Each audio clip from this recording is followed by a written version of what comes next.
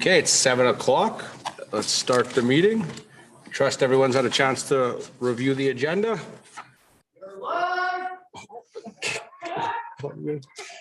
Counselor Ferguson, I'll make a motion to adopt the agenda as presented, please. all those in favor? That is carried. And we'll start with a delegation from Slave Lake Thunder Under 18 Provincial Championship Tournament.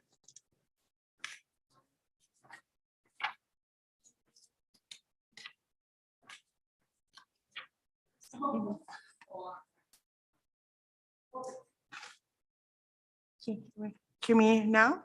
We can hear you. Okay. I apologize. Bobby's really sick, so she wasn't able to make it today. We did have a better little picture. I wanted to give you guys kind of who I'm actually talking about, a picture, so.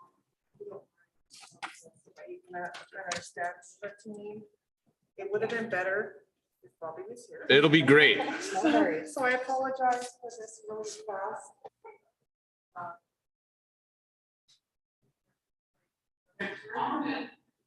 But, so our team is U18. We applied to host provincials because we're doing excellent this year.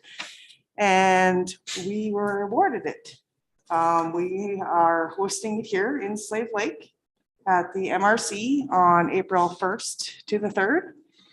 It was originally supposed to be March 31st, but due to restrictions, although now I don't really know, it was supposed to be March 31st to 3rd, but they crammed it into 3 days, the 1st to the 3rd. So I'm here today to ask if the town would maybe consider helping us with some advertisement.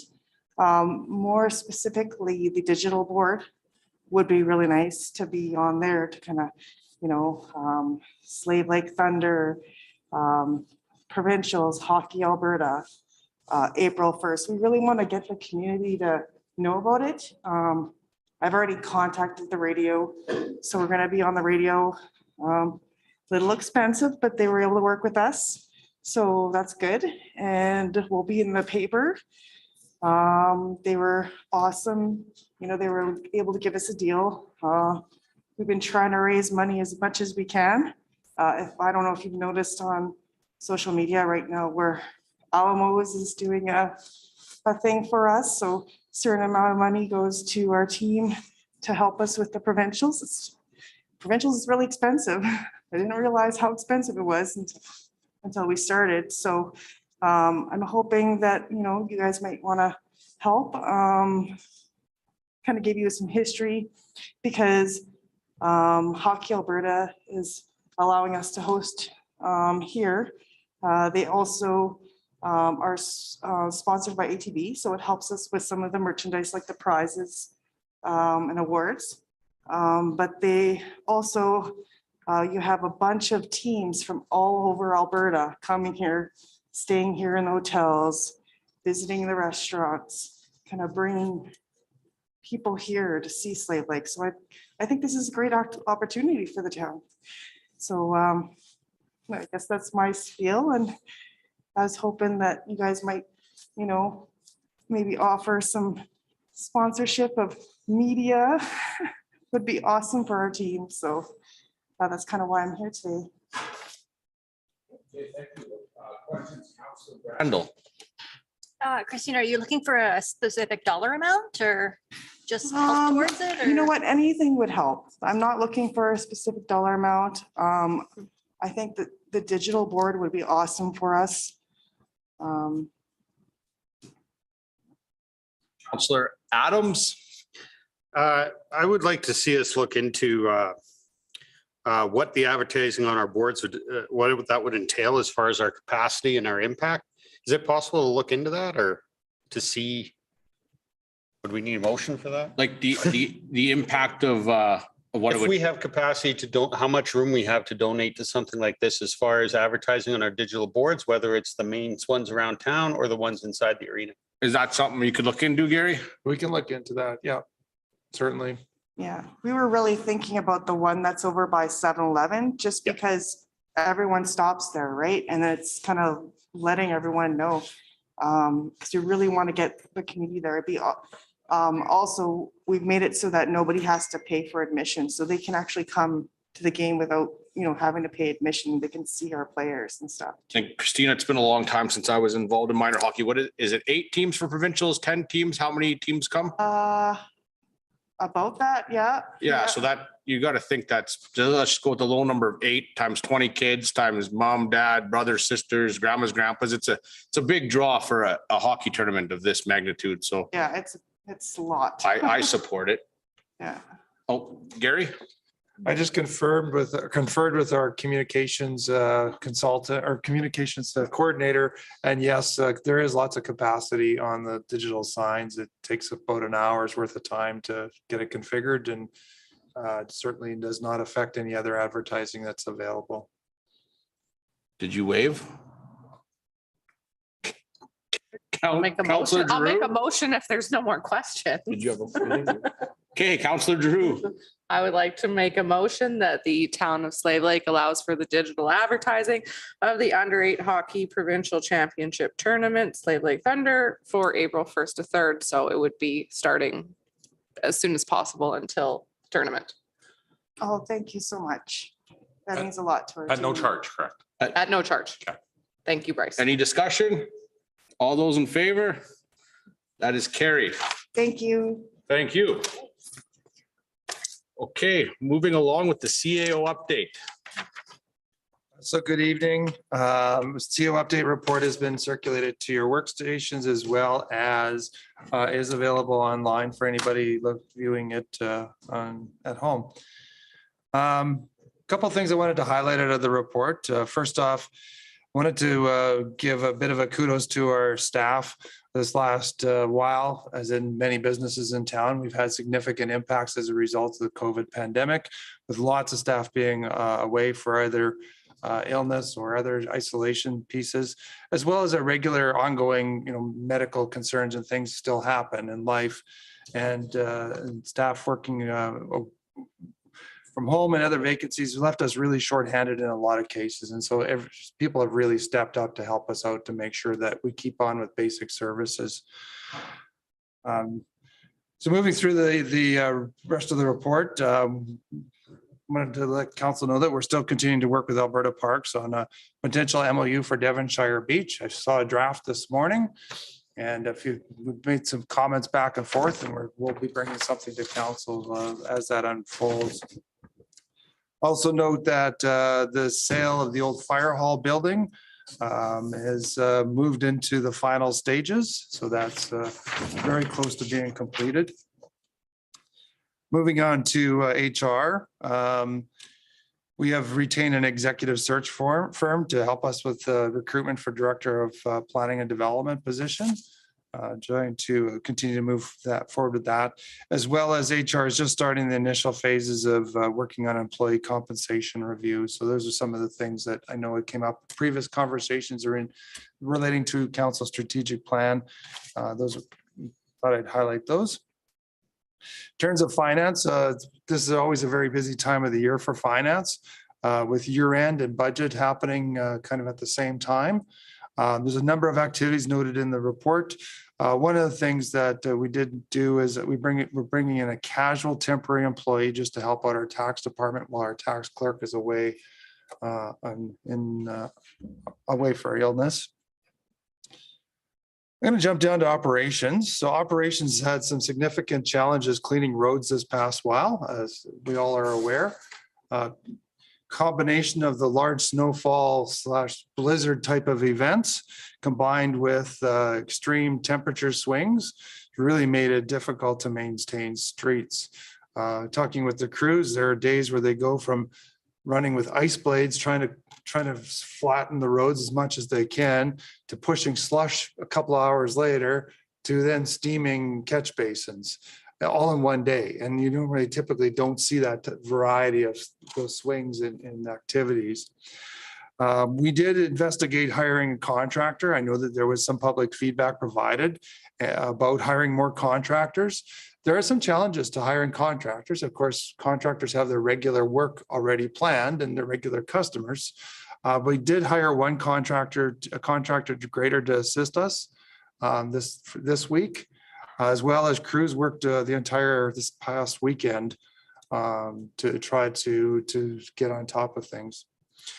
As well, our water plant operators, as much as possible, been assisting on the public works side. So water plant crew has shifted to public works as much as possible to try to keep things going on that side. And then, of course, as luck would have it, we also had a water main break last week as well. And the other thing I was going to mention is that the downtown cleanup was completed last night. So that was a little out of our normal rotation, but we felt like that really needed it and it had to be done. So kind of what's been happening around in the operations world, really trying to stay on top of the roads. A couple quick updates in terms of the projects. Updates on the projects are printed in the report. The TELUS fiber line going into the fire hall is happening a little out of sequence. We didn't expect to hear from the contractors until spring, and they contacted us and started work actually last week. So that's something that's moving ahead again because it was paused over the winter. And then the other piece that we are working on is we've applied for a grant for a fast, rapid EV charging station. Province made a new announcement last week around Municipal Climate Change Action Coalition. Has a grant or rebate program for 100% funding for up to 20 charging stations around the province. So we made sure we filed an expression of interest immediately. And Kush will be bringing a report to council next week with more details around that. But we're already moving forward with the application. If council has concerns, we can always not proceed, but we've started the initial pieces just to make sure we're in the queue. We don't want to miss that opportunity. Moving down, the fire department has had 65 calls already so far this year. That's another very busy start to the year. Most of it is related to, so they've had some structure fires, but a lot of motor vehicle collisions. One of the challenges that's been happening is they've had multiple incidents at the same time, as well as with some members of the service being out with COVID-related concerns, has left their staffing in a bit of a challenging situation. So far, they've been able to keep operational, but it is a bit of a concern that's come up. We have also had 2 firefighters leave the department. One of those positions has been filled, and we're still continuing to recruit for another position. I'm going to jump down into community services to aquatics. A good note to make mention is that we are now fully staffed in terms of lifeguards. So a lot of the recruitment work does pay off. And because of that, there's some activities starting to take place, more activities and things happening at the pool. In terms of facilities, we do have an ongoing leaking issue of the roof in our town office building. And I know the roof has recently had a new membrane put on, and the consultants are coming back for some more investigative discovery work around that. We continue to battle with water issues and challenges in all our facilities with the freeze and thaw cycle, with some leaks here and there. And we also had a hot water tank burst in the government center building last week. And again, that's repairs are underway on that one. If you look at all the programming opportunities then listed under FCSS and recreation and programming, there's a lot more things starting to happen. In terms of FCSS, Anger Ed is being in the early stages of planning for adult classes resuming. We're planning for our first family fun night with an outdoor event on February 17th. Volunteer income tax program will be starting in March. And then also Frost Fest starts this coming Saturday with the family carnival at the MRC, as well as lots of other events throughout the community up until February 21st. One of the other quick things to mention here, it's noted under FCSS, but is really a town employee's own initiative. We voluntarily created a tree of warmth downtown. She has a number of sealed bags containing toques hung on this tree, and if someone needs a hat to keep themselves warm, they can go help themselves. She has a team of volunteers who are knitting, as with donated wool to be replenish the tree. And so far in January, she ended up replenishing 36 different toques onto the trees. That means 36 were people had taken advantage of it. So it's a cool initiative for this person's part. That's all I have for highlights. I'd be happy to answer any questions that you may have. Okay, Counselor Adams. All right, just one back over to your human resources tab. Yep. Resignations, we have a public works operator resigning. Will this role be replaced? Are we eliminating this through attrition, or what's the plan for the department? No, the intent would be to replace that, to recruit and replace that operator. We are currently short 2 operators. And it is causing, I mean, it's one of the challenges that our public works crew does have in terms of being able to maintain service levels. That's why we've shifted people around from the water treatment side of things to make the crews work the best we can. Yeah, thanks. Counselor Ferguson. So I know you mentioned in your report that discussions are ongoing with Alberta Parks on potential MOU with regarding Devonshire Beach. Do you have a timeline for that? The Alberta Parks have requested comments back on the draft agreement that they sent which I just received today. I think it was the 18th that they were requesting comments back from the town and the MD. They were going to take those into consideration and then have another in-person meeting with us early March. So definitely the plan is to have it in place before this coming season. Okay. And then a follow-up question here. So you're probably no doubt aware the Premier made an announcement that the REP is ending as of 11:59 p.m. tonight. So I just want to make sure that the communication is properly filtering through the organization so that by the time our facilities open tomorrow, that the staff are all aware that they're removed.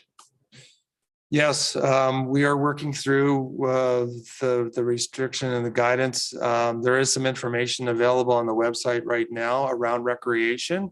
And we are going to make decisions later on tonight as to what that means and communicate that out. Okay, perfect. Thank you.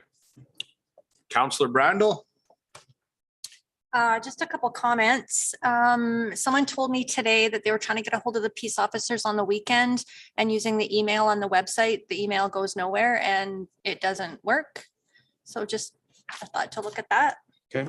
And then if you could just pass on a thank you to the guys in operations. I know they don't normally work weekends, but with all this snow, we saw them out working hard on the weekends. So I know there's a bunch of chatter on Facebook that the town isn't doing enough, but it could have been a lot worse if they weren't working on the weekends. So I'd just like to say thank you.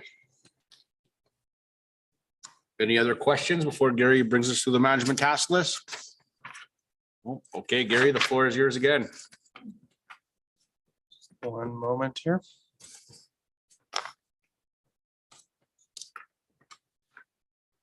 So as far as the management task list goes, there's obviously a couple of items that were taken off since the last time. Not too much for updates. Of course, as council may have heard during our budget conversations, the RCMP retro pay increase, we did receive a number for what it's going to look like for 2022 and years moving forward. We know that that's a significant increase in costs, but we do not still have an answer on the retro pay side of that equation.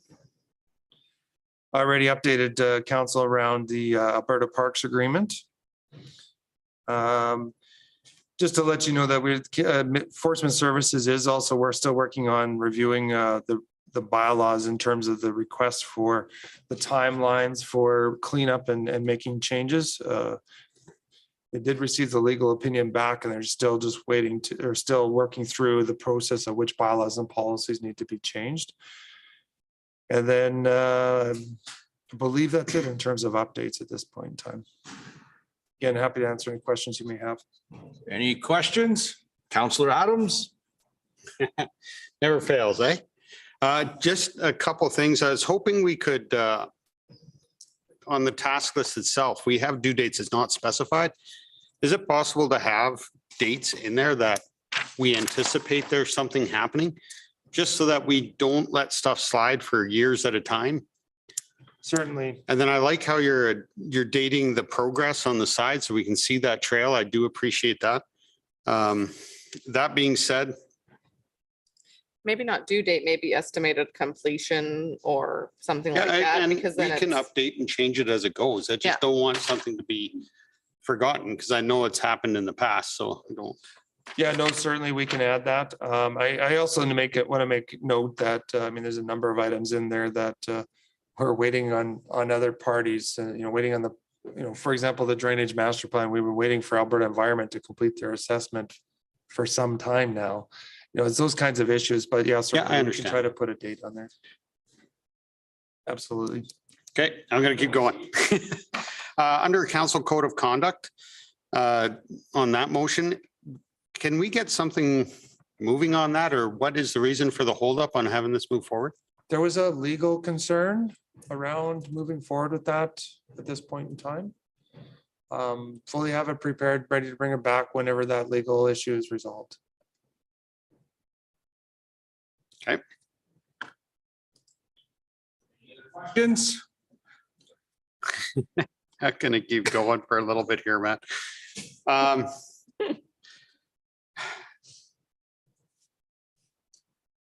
For the C2 secondary district report, I see that we've had that assigned and we're awaiting hiring somebody in that department, but we've been waiting for quite some time. Should we still be waiting for this, or should we be trying to move forward with what we have? I will speak with the acting director on that one. There's a couple of planning ones on there. I'll speak with her just to see if we can get a clarification or a bit of a timeline sorted out. I know it's a bit of a workload challenge, but at the same time, yeah, we shouldn't keep you waiting for a whole year for a report. And then one final one, I'll shut up.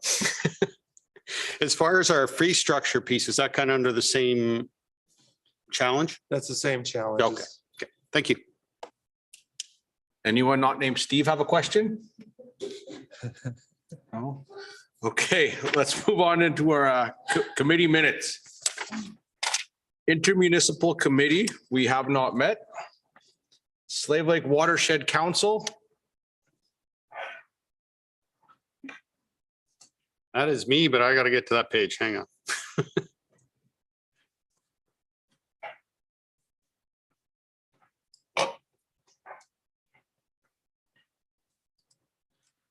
Okay, I completed director orientation on January 17th for that one. It was very thorough and covered a history and various programs, including the Water for Life. We also covered strategic goals and current priorities along with the future plans. Now, really, it's a matter of getting up to speed on a lot of these projects that they have ongoing, and then to be a little more contributing member of that board. Honestly, that is massive. I'm floored at how big that is and how in-depth they are and how on the ball they are. It's been good. Thank you. any questions? Slave Lake District Chamber of Commerce. that would be me. So we had our meeting today and it's with the learning to live with COVID and restrictions easing and moving forward. We're really excited for a fresh start for the Chamber of Commerce for this year and actually being able to hold a lot of our events. Most of the Chamber of Commerce events involve networking and being in person. So the move to digital has been really challenging over the last 2 years. So we do have some exciting things coming up. So we obviously have some events. Our largest one coming up will be the trade show, which will be May 6th to 7th at the MRC. So that is a Friday and Saturday. So there is a save of the date that is going out either today or tomorrow so that businesses can look at setting some time aside for that. And then we'll be releasing the information for registration shortly. Following that, we have a golf tournament planned for this June. We're just working on settling dates with Gilwood. It'll be on a Friday. And then we are also bringing back our Riverboat Days. We're lucky to have secured a spot with the carnival. So we'll be having our summer parade, block party, and Riverboat Days weekend on the July 8th to 10th. So all of those events are in place and we've had our committees established. There's also a bit of a change up for Chamber of Commerce. We're going to be moving to 4 regular meetings a year with keynote speakers. And then we're also going to be adding in a revival of the BSN or the Business Support Network style meetings in the interim. Those had really good attendance and they brought forth a lot of discussion from business owners in our communities. So we're hoping to have a revival of that as soon as we're able to have the capacity limits changes, which sounds soon. So once we can get our executive director onto that, then we'll be able to move forward. And then one last thing, sorry, this one's a little bit of a long update, but there is a Shop Local campaign going on. We received a grant so that we're able to produce a video campaign to promote businesses and shopping local in our area. So if you contact the Chamber of Commerce, you can get a video made about your business. We're looking for at least 20 businesses. We have 14 signed up so far. And then the filming for that will be starting February 22nd. So we have a company coming up that's going to produce the videos to promote businesses and shopping local. You do need to be a chamber member to do that, but that's very easy and we are accepting signups. So to contact the Chamber of Commerce if you are looking for some additional support with the video campaign. Nice. Sounds like a lot going on. Any questions? Councillor Hughes? Frankie, is the BSN meetings, are those going to be a monthly thing or what was the? We're hoping to have them monthly because the regular membership meetings are going to be changed with a bylaw change to quarterly. Okay. So that we can get better turnout with, to provide value with the speaker. Then we are hoping to, in the interim, maybe monthly, I would prefer monthly, to have the business community get together. And I think there was a lot more discussion at those meetings with the open-ended Yeah. topics. A little more roundtable. Exactly, discussion very is what you're roundtable-esque with perhaps a topic sometimes, but usually the topics are dictated by who shows up to the meeting. But those used to get really good turnout. So with people having a desire to meet in person again and build networking again, I think we'd like to capitalize on that opportunity for people wanting to get out from behind the computers and Awesome. actually start meeting again. Great. Yeah. Councillor Brandel? Just curious on how those will differ from the ones that we had talked about at this table, because the town had started, had talks about doing some business meetings like that too for economic development. And they did, and it ended up being at the very same time. So in my mind, they're going to be extremely similar. So I'm hoping that with partnership between the chamber and looking at the strategic plan for our economic development with insight and everything that they're doing, that maybe that can be one of the roles that the chamber fills in partnership with the town. Nice. Okay. Alberta North Central Alliance, we have not met. Moving on to the Regional Housing Authority. So we met January 19th. As usual, we went through some policy review to ensure that our policies are up to date and current. Provincial housing unit budget for 2021 was pretty much bang on. We had a surplus of close to $20,000 on a $1.5 million budget. This was largely due to higher occupancy rates. The Vanderbilt Lodge housing budget posted about a $90,000 surplus on a budget of $2.1 million, largely due to COVID expense money from the government of Alberta continuing for longer than expected, plus some higher occupancy rates as well.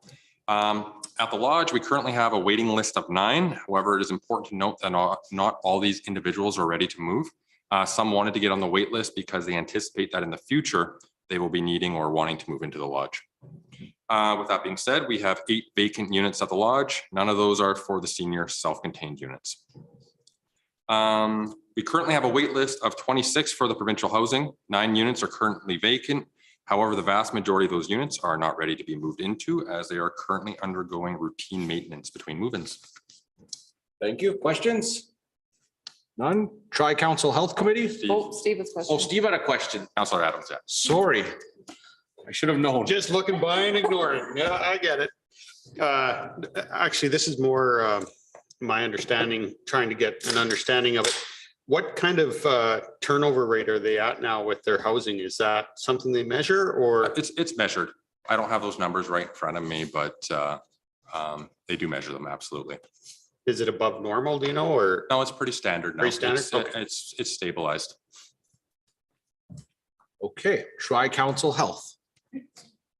That's me. So we met last week. So the purpose of last week's meeting is we were trying to get a bit of a strategic plan for the role of the committee moving forward. So what we focused on for the next 12 months are looking at supporting the cancer clinic initiative here with regards to chemotherapy. There's also a surgical initiative, as we did have an interested physician. And it's a little more complicated than a physician just wanting to come to the community. There also has to be the facilities and the staffing to support it. So that was another goal identified by the community. And another one for the committee is looking at simple gestures and professional recognition for our healthcare workers in the community across not just doctors and nurses, but all the other practitioners as well, just to show the support on behalf of our community for them. So there are some things that we can do there also with supporting recruitment. So if we're looking at our times for the clinic, so they measure the wait times and what they call TNAs. And so for a physician, it's 17 days and a nurse practitioner, it's 18 days. And so we are getting some discussion in the community about longer wait times. So we're lucky enough in Slave Lake to have a full complement of physicians right now, but the physicians are pulled to other communities for emergency coverage. So this isn't a unique problem to Slave Lake, but from my understanding is when there's a critical shortage in other communities, doctors have to be reassigned from communities that aren't at a critical shortage point, and that's how they have coverage across the province. So physicians from our community are being pulled to other communities for emergency coverage. And although we like to think physicians are also superhuman, they're not, and they do get sick themselves. So that is why you're seeing some wait times that are above the standard. As far as nurse practitioners go, there is a nursing shortage as well as allied health professional shortage, and this is across the province. So we are still looking at recruitment for nurse practitioners. There are positions that are open. I know Town of Slave Lake Communications was looking at promoting those posts from AHS in order to see if we're able to share it, because a lot of the community have connections outside, but we are definitely short on nurse practitioners. I have a question on the cancer clinic stuff. How's that going? Is it kind of stalled right now? So right now it is with, I believe it's with Keith Carlson at the hospital. There's a review level that has to go back and forth. Like basically it's been put up the chain. So Keith has put this forward and then AHS obviously has to take a look at it. So as you can imagine with any bureaucratic process, things take a bit of time. So it's been put forward from my understanding, and we're waiting on these aren't Slave Lake Hospital decisions, so they have to be passed up the chain to the next level of supervisors. I know I'm using the terminology incorrectly on this one, but Keith has indicated that there is movement forward in the manner that AHS requires. So that is one of the big initiatives, but we are at a bit of a stall on that. Everyone in Slave Lake's done all the groundwork they could do. It's now in AHS's hands. That's from my understanding, yes. Okay, thank you. Any other questions? None. Slave Lake Regional Tourism Society. Thank you. So lots happening at the Slave Lake Regional Tourism Society. We do have an event up and coming. If you guys haven't heard of it yet, we are doing our all-in winter. It's kind of coming at the tail end of the Town of Slave Lake's Frost Fest event. So that'll be happening on the Family Day weekend.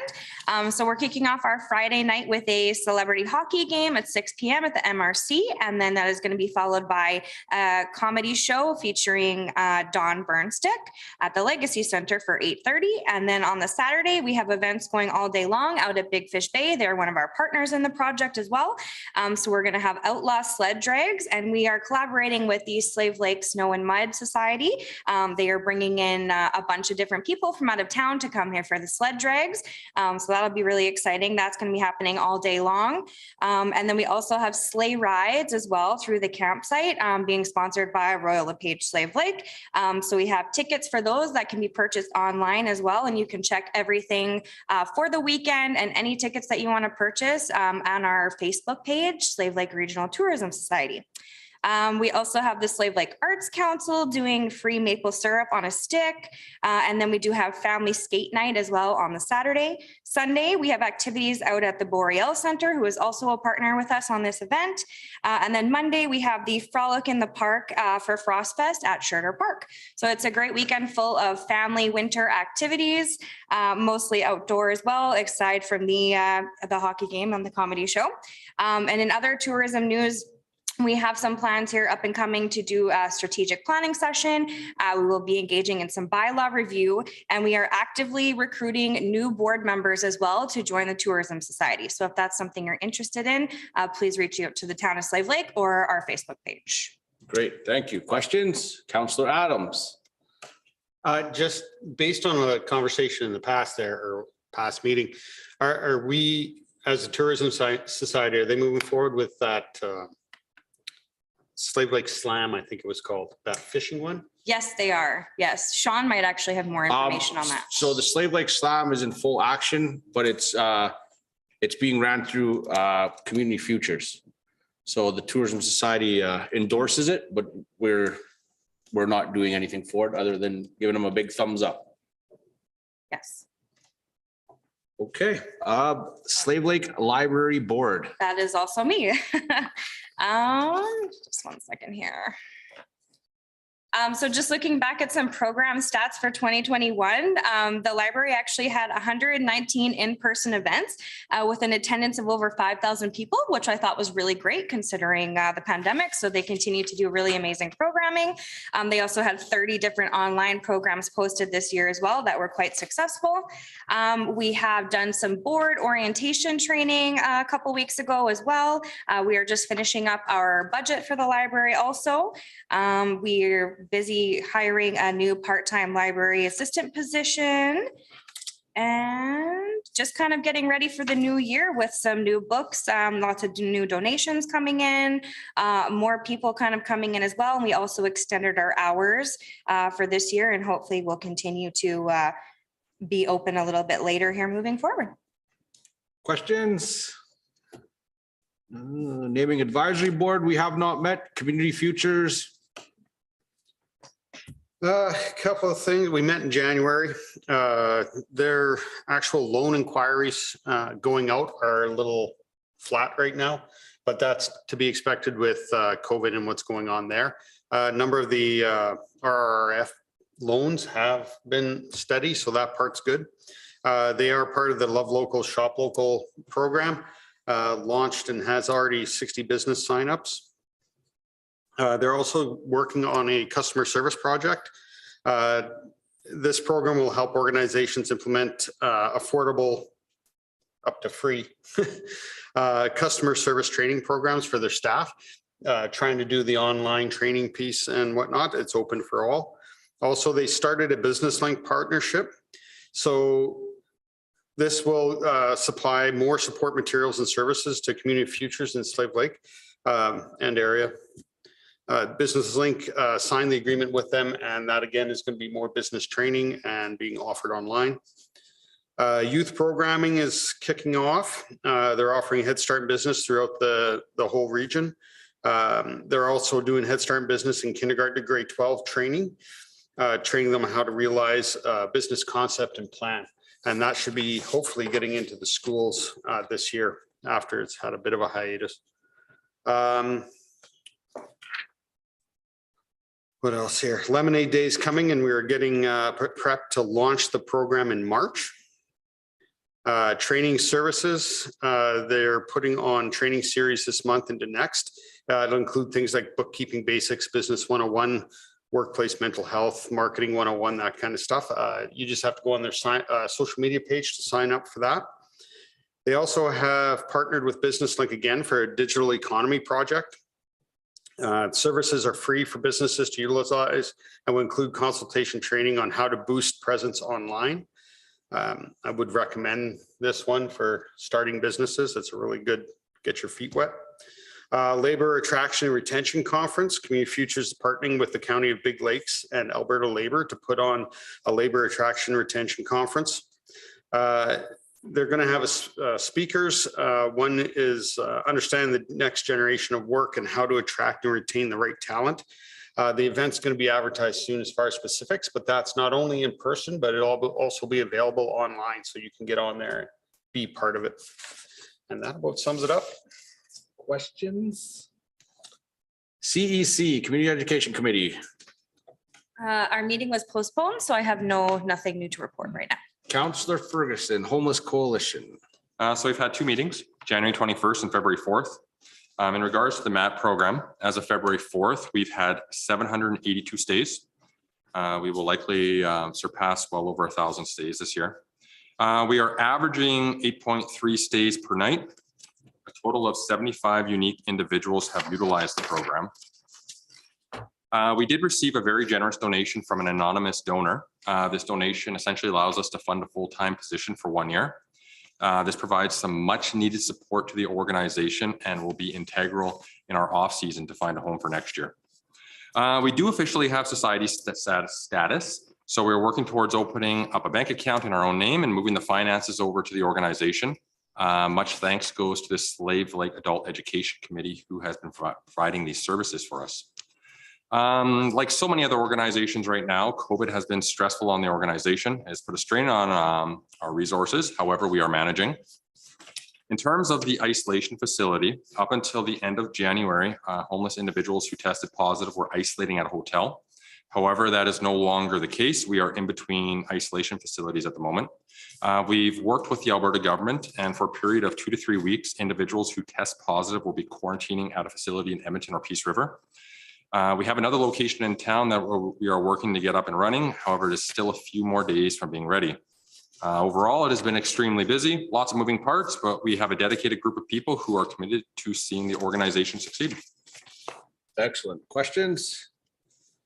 No questions. Okay, Children's Resource Center. All right. At our last meeting, we established standing committee appointments. Also established the need to review the policy and bylaws that will be coming up. Exploring the need for board development and training materials. I've also requested additional information on budget and budget to actual reporting, and also program information, more to get myself up to speed. CRC is having a significant challenge right now with the impact of COVID. And I mean significant, it makes it a real challenge. The next board meeting will be on February 20th, 2022. Questions? MPC, we have not met. Subdivision Appeal Board, I don't believe is met. Regional Waste Management Meeting. So we had a meeting February 3rd. We had a presentation from Associated Engineering regarding remaining cell life in our landfill. So based off of their reports, we have approximately 9 years of life left in the current landfill cell before we need to start utilizing another cell. This is great news because previous reports had put this number that we would need to build another cell around 2024. That would have definitely presented some difficulty considering we are still paying off the loan of the existing cell, which I believe is finished in 2026. So 9 years gives us quite a bit more breathing room. We had a pretty in-depth discussion around leachate. I've learned a lot about it. We're required to collect and remove our leachate from the landfill, which is rather costly. So one of the best ways to combat this is actually to get proper compaction, to get our equipment running on top of the landfill for, around 6 hours a day, working on the face of the landfill, compacting it further and further.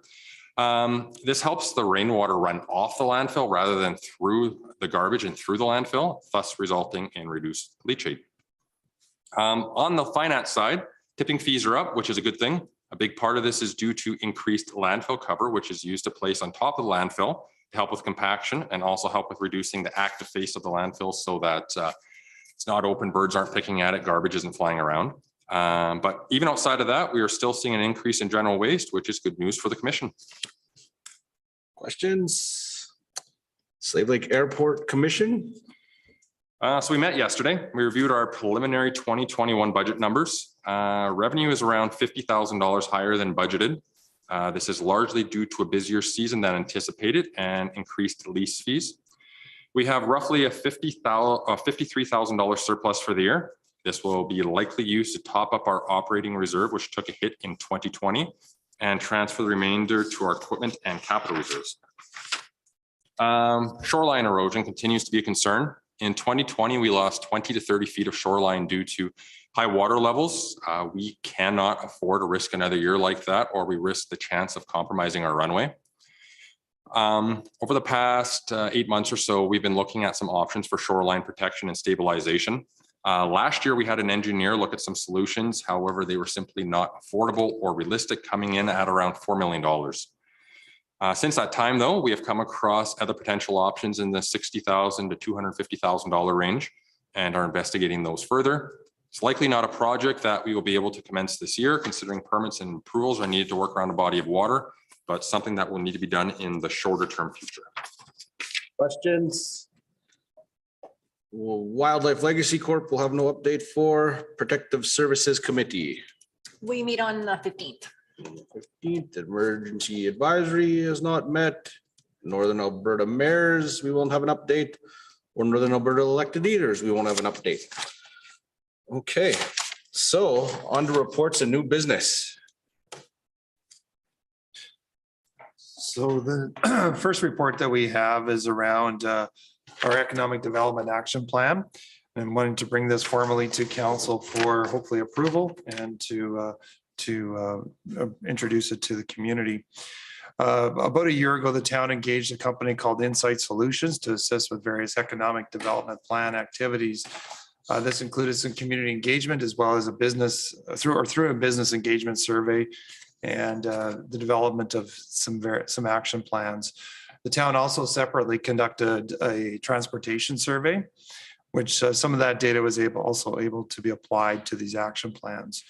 So what we are presenting tonight is a Slave Lake Economic Development Action Plan, a branding strategy, and an action plan timeline for council's consideration for approval.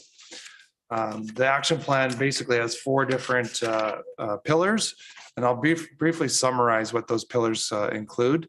So the first pillar is called Slave Lake Economic Development, or SLED, which is really referring to our Town of Slave Lake Department of Economic Development, or the Office of Economic Development. Under there, it includes things such as hiring an economic development officer and potentially a new visual identity for the town, as well as some other initiatives to help promote economic development. The next pillar is called Business Investment and Labor Attraction. And under this pillar, there's a number of items where we are developing profiles, publishing data, locating data to a centralized location, doing market analysis and touch point analysis and so on, so that it's much more readily available for business and investors that want to come to Slave Lake to have data more readily available to them, so that it's information that can be readily disseminated to people that are interested in those opportunities. The next pillar is called Strengthen and Support Local Businesses. And this pillar contains an idea of hosting a business advisory council. So business advisory council would be a group of business representatives from the community in various sectors that potentially can provide some advice, not only to the town, but also in terms of working together to provide input around economic development concepts. It also includes advocacy and ongoing conversations with Indigenous groups in our area. And then the last pillar is around tourism, and that's around having the town work towards developing a digital tourism campaign concept. It's around obtaining the collateral or the images to go with those online concepts, to doing audits and reviews of our tourism products, and to really work on refining some of those products and really leading to better marketing to be able to get word out. The next document is the Slave Lake brand strategy. And the brand strategy really is all about how we speak about our community, both within the organization of the Town of Slave Lake and as the community of Slave Lake. And this applies as much to our people in our community as it does to municipal employees. So the first pillar in that is really around the town of Slave Lake as a community. And so some of the key value points revolve around the fact that we're strategically aligned for northern connectivity, that our town is positioned well on primary highways and relatively close to the city. And also the next value point is around having a strong community in terms of how we work together as a community and the strength that we have. And the third one is an obvious one around that we have huge potential to unlock access to the great outdoors. The next pillar, or the second pillar under the brand strategy, is about the town of Slave Lake's economic development. So this is more relating back to corporate brand. It's around the value points involved around having integrated economic development, a united voice, and a collaborative approach towards economic development and how we work together as an office within the town. So moving forward, I think kind of the key points or key messages is that economic health is a strategy or a strategic priority for council. We've worked towards trying to provide a strategy to allow staff and in the absence of staff, our contractors being Insight, to move forward with some of our efforts to try to continuing to enhance economic health. And we're requesting that council approve the economic development action plan, the brand strategy, and the action plan timelines. I'm happy to answer any questions that you may have. Perfect. Any questions? Councillor Brandel? More just of a comment, Gary. I know I've said this before, but I'm just absolutely ecstatic to actually see some progress in the economic development world. I know we don't have an officer yet, but I'm thankful that Insight has been working on this. So if no one else has any questions, I'll make a motion that we approve this. Councillor Adams. I got to interject with a question here. It's more about where have we had an update on the economic development officer recruiting or potential coverage from Insight as to how deep of a capacity they're going to take on with that? So at present, we haven't had any viable candidates at this stage of the game. There's still ongoing work is happening in that area, so I can't dive into that too much. Insight is still under contract till the end of March. There's been some conversations that can be extended, and they would continue doing some work for us. As far as this strategy goes and the timeline we've put forward, is it contingent on us hiring the economic development officer, or do we have pieces that can still move forward for us despite having that? That's correct. That's actually the next topic on the agenda, is to have for a bit of council input around some of what those next pieces might look like. There is a report in this agenda. I also have some recommendations that Insight gave me after the report was done, so I can get into that in a little bit. Any more questions or a motion? Oh, Councillor Ferguson. So more of a general comment. So, one thing I've seen way too often in a municipality is, we pay a sizable sum for a plan, but then the plan sits on a shelf because it's not resourced properly and there are no clear action items. One thing I really like about this plan is that there's clear action items, things like launching a visual identity for the town, hiring an economic development officer, looking at incentives to grow business, and the list goes on. There's 34 unique actionable items, all of which have a part to play in helping progress economic development for the town as a whole. It's not lost on me either, though, that this comes with a definite cost. To do all the action items, it would come in at, somewhere over $300,000, some of which are one-time costs, some of which are ongoing costs. However, at the same time, I recognize that doing the same thing will only yield the same results we've always got. So this, however, is a multi-year plan. I'm really excited to be put into motion, and I'm quite excited to see that we aren't trying to resource of all of this inside the organization. I recognize that our staff do not have capacity to take all this on, so it's good that we're using an agency to move this forward, and I look forward to working with Insight. Well said. Anyone else? We'll entertain a motion. Councillor Brandel, you were looking eager earlier. I think I'm still on. I make a motion that council approve the economic development action plan, the brand strategy and the action plan timeline. Discussion, call to question, those in favor? That is carried. B, Gary? One moment, please. I just have to change page screens here. Okay.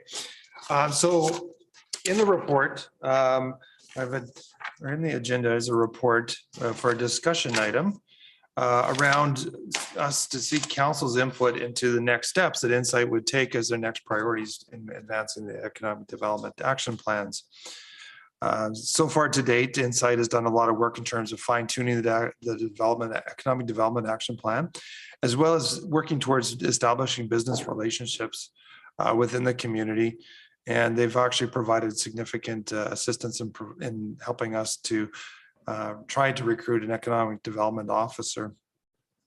I'm going to skip over to some recommendations from Insight in an email that I just received from them yesterday in terms of action activities that they would recommend, which isn't really that far different than what I had submitted into the original report, but I think what their recommendation actually makes just as much sense. First off, over the next while, they would like to prioritize the following things. They would like to start moving towards the visual identity piece. That's about a 3 to 4 month project, but the sooner they can get started on it, the sooner it could be incorporated into some of the other parts of our projects. Is that the rebranding? Yes. Okay. Sorry, they're calling it a visual identity piece because it's more to do with the corporate image of the town of Slave Lake, and the versus branding could be include messaging and so on. So, Okay, yeah, I was just curious if that was the same. reason for that is that it also ties into, for example, another item that's on here is a tourism campaign or any products that they might be delivering. They would want to carry the new logo and brand. Another smaller item is creating impact one pagers. So these are published content that focus on specific sectors within the business realm and highlight opportunities for potential investors. They certainly want to move forward with the Business Advisory Council and help us launch that group. They also wanted to do a bit of an audit around the town's website as well as the Slave Lake Region website and provide some further recommendations on making some improvements to help make things more easily searchable. And then they also have expressed interest in working on a summer tourism digital campaign. The idea here is that it would be a digital campaign largely focused at one or two population centers such as Edmonton or Grand Prairie, where using a largely digital focus through social media, where it would be targeted focused ads only in those centers to try to bring up tourism for weekend type traffic and that type of thing. Certainly Insight has lots of experience doing those types of campaigns because they also are part of their company as a marketing firm. In addition to that, they also had mentioned another side project. Of course, Community Futures is working on a customer service program. And one idea is to add into one more video into that series that talks about Slave Lake and a town and all the things that we have to offer as a community. And so there is ongoing conversations with Community Futures around that. So that's sort of where they saw their priorities lining. And I have no concerns with those. Just certainly wanted to have opportunity for council to provide your feedback into those opportunities. Excellent. Do we have any feedback for Gary at the moment for that? Or is that something you're looking for by our next meeting or immediately?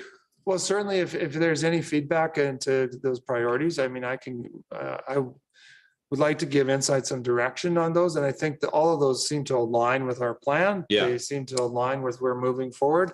They also seem to align where Insight seems to be able to have a bit of an idea in terms of their staffing and their resources as to what they can deliver for us.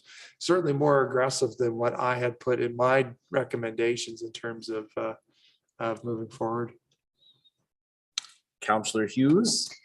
Gary, just with the auditing of the website, can you just elaborate a little bit more? They're going to look at both websites and make recommendations on changes to make them more user friendly or what? That's exactly right. Okay. That was the words I was looking for. So to make it so that some of the economic development pieces are easier to find. Okay, so they're not going to make the changes. They're just going to identify that the changes need to be made. That's correct. And so we're still struggling a little bit with our existing platform and making sure that it works within our existing templates that we have to work with. Okay. Counselor Drew. So I was looking at the report, obviously, that you provided before you got the email report from Insight. I do like the direction of Insight's email. Yes, they align quite a bit between yours. I just think that some of the items in the report that you had provided, like the Business Advisory Council and the retail and service list, the top 20, I think those might serve us better once we have an economic development officer in place. The reason why I'm looking at is some of the things that Insight proposed to start first don't require building strong relationships with the business community. I think once we have an economic development officer in place, that'll be easier to do things like the Business Advisory Council, because then they can go out, meet the businesses, build those like stakeholder relationships. And I think that'll be a little bit hard for a firm that we mostly meet with virtually to do some of those activities. So I, for one, like the email plan that Insight came up with. Counselor Brandel. On the tourism campaign as well. So that's just going to be, that's not working with the Tourism Society, right? This is separate. This is just for the town and it's going to be a marketing. It's campaign? predominantly a marketing plan. Certainly, Insight is always willing to work with the Tourism Society, but it was more specific to a come visit the town of Slave Lake type of campaign on a digital marketing campaign aimed at two of the larger centers that within close proximity. Okay. So in the Tourism Society, working with Travel Alberta, they've always kind of advised us, it's like, it's a kind of a chicken and egg thing where we have to do an audit of our campgrounds and hotels and operators in the vicinity, because if we invite them to town, do we have a place to put them and do we have anything for them to do? So I'm wondering if that should be like done together or first, or. I can mention that as feedback. Okay. Counselor Adams. One additional comment to that is I would like to see, to me, that's almost tying into promotion of the area just for name recognition and top of mind more than come to this event on this day and stay.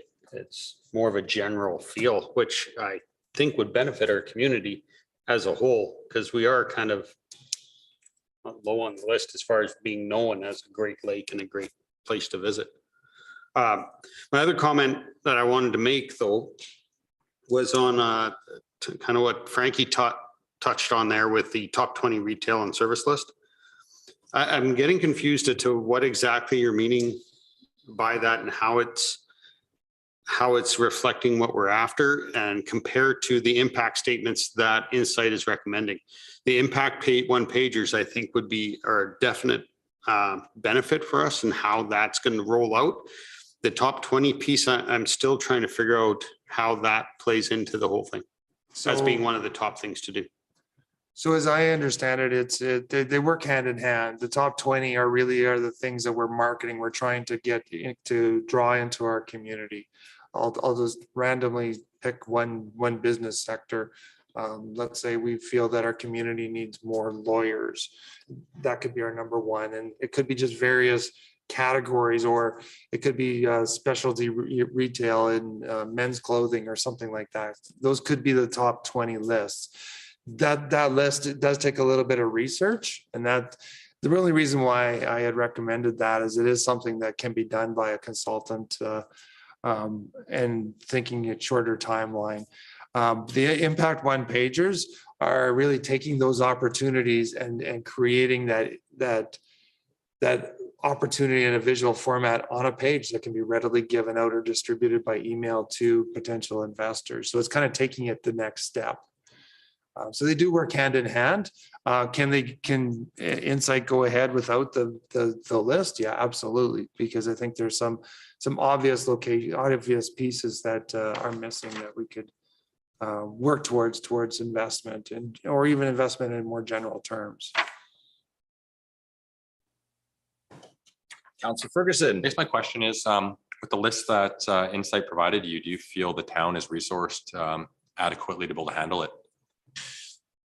Yes. So most of what's on the Insights list is actually going to be done by Insight. Yeah. With a few pieces. So for example, the website review, of course, we would need our staff to make those adjustments to the website. And that would be something that, depending on what their recommendations are, will really depend on what we're able to do.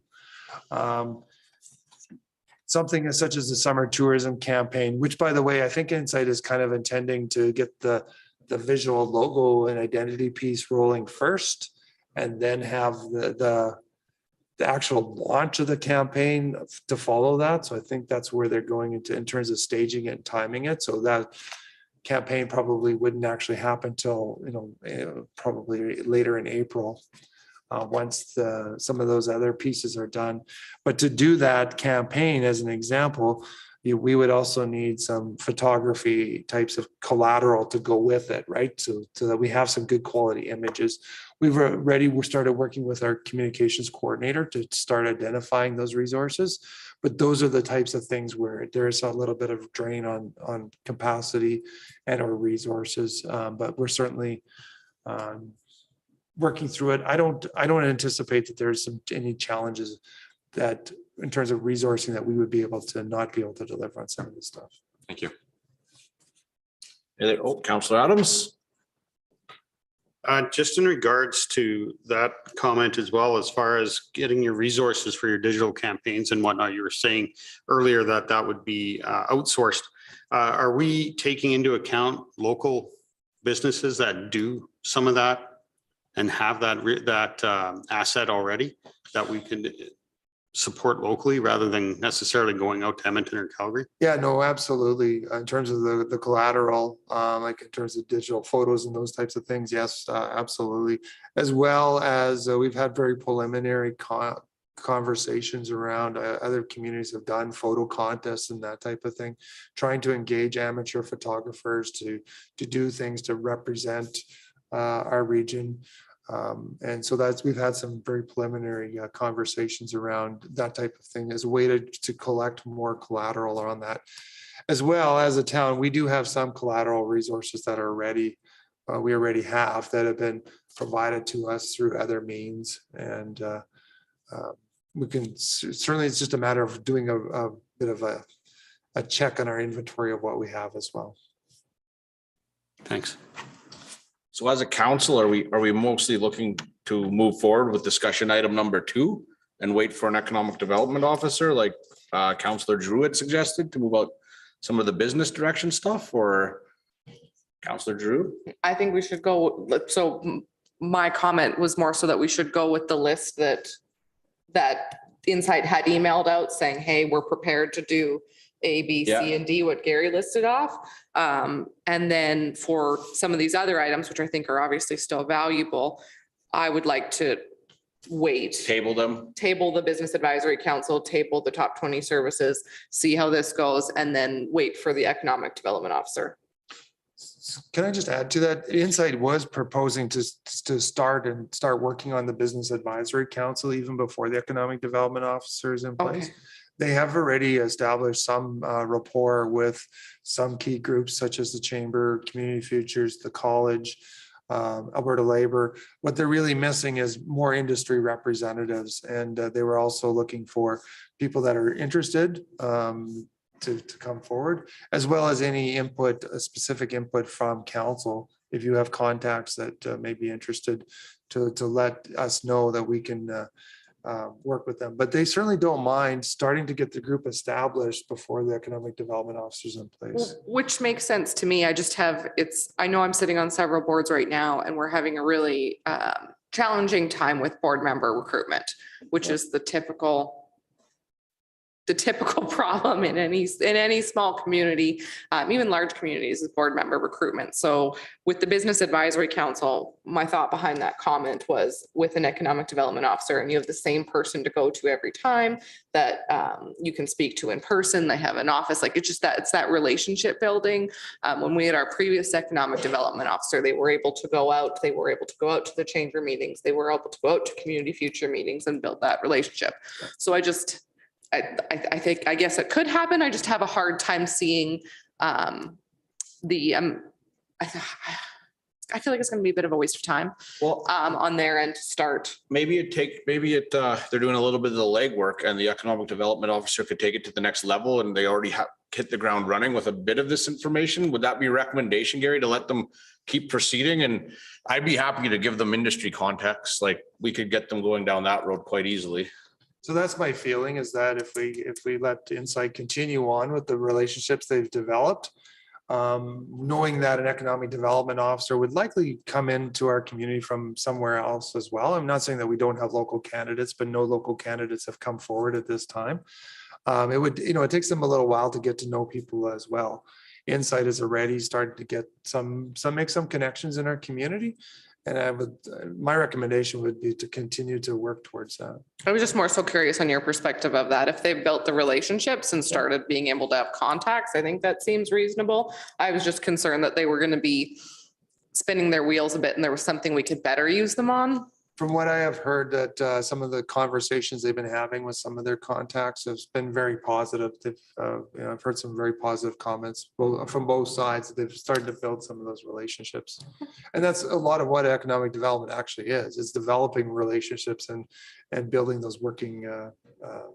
I guess if we continue to have Insight as a long-term plan, because it sounds like it's 12 months plus, then I guess that would be more effective, as you're going to have Insight continuing with an economic development officer together. I just didn't want them to, like, there's so many things on the task list. I was just concerned with that. I didn't want to waste their energy somewhere. Councillor Adams? I think it's advantageous to actually have them headed up. Couple of reasons behind it is, one, we're outsourcing it. It's not hitting us where we're already resource deficient. Even when we do get an economic development officer, that learning curve is going to be straight up. To have that starting to go, I think, is important. Also, starting out with these guys putting together our visual identity, our impact one pagers, all the plans we're moving forward. By having this advisory council starting, we're getting that needed advice and direction from the community at large and the business community that it's impacting. So the sooner we can get that going, I think is important. And it's just, as we've said, we make it clear to Insight that we need this to ongo and we need it to be able to hand it over at some point in a viable sense. Councillor Hughes. I just wanted to say that I agree with Councillor Adams and Drew at the same time.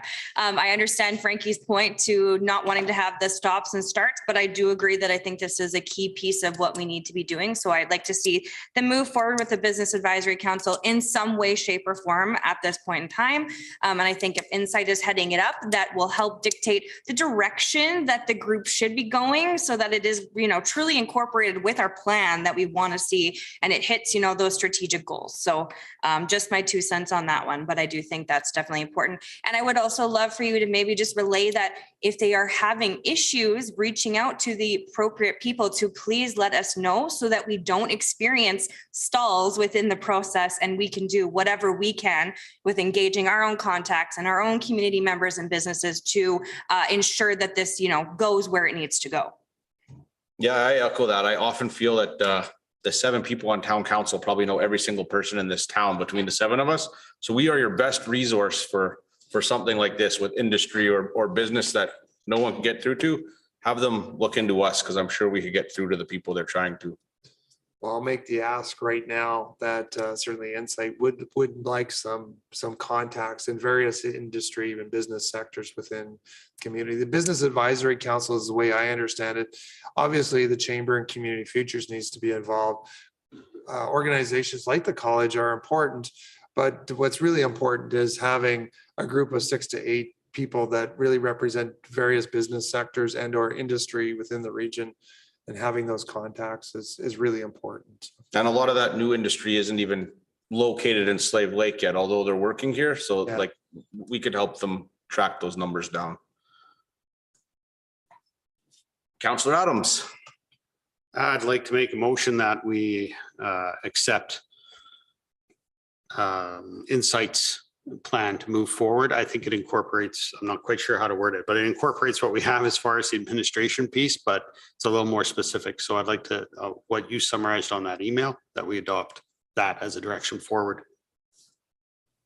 Any discussion? Is that clear? Not really. Clear for all of us, yeah? Yeah. Call to question, those in favor? Carried. Thank you, Gary. Okay, moving on to Mayor's Corner. I'm doing a adequate job, but I think I missed a motion on the committee minutes. We didn't accept those as information. So I'd entertain a motion for that. Counselor Giroux makes that motion. Call to question, those in favor? That is carried. And then for Mayor's Corner, I know with the REP program coming off today, there's no one more excited than this whole town council. I'm pretty sure I could say that. But it's not as easy as just removing it. Our administration was notified with it at the same time we all were watching the news, and we've already found a few kinks in some of the rules with the REP program. I've reached out to our MLA. He's going to report back as soon as he can and see if he can get it fixed, see if it was a typo. But bear with our town staff, administration, local businesses for that matter, as they try to remove the REP program. It's not as easy as just pushing a button, especially from a government seat. So give them a day, maybe the end of the week, until we could fluff out what the province has provided us with their information. And they're usually 2 to 3 days behind, it sounds like, when they do make an announcement, then they'll tell us what they meant. So bear with us. We're all on board with our citizens, but you got to give our staff a slight break here. And other than that, looking for a motion to adjourn. Counselor Hughes makes that motion. All those in favor?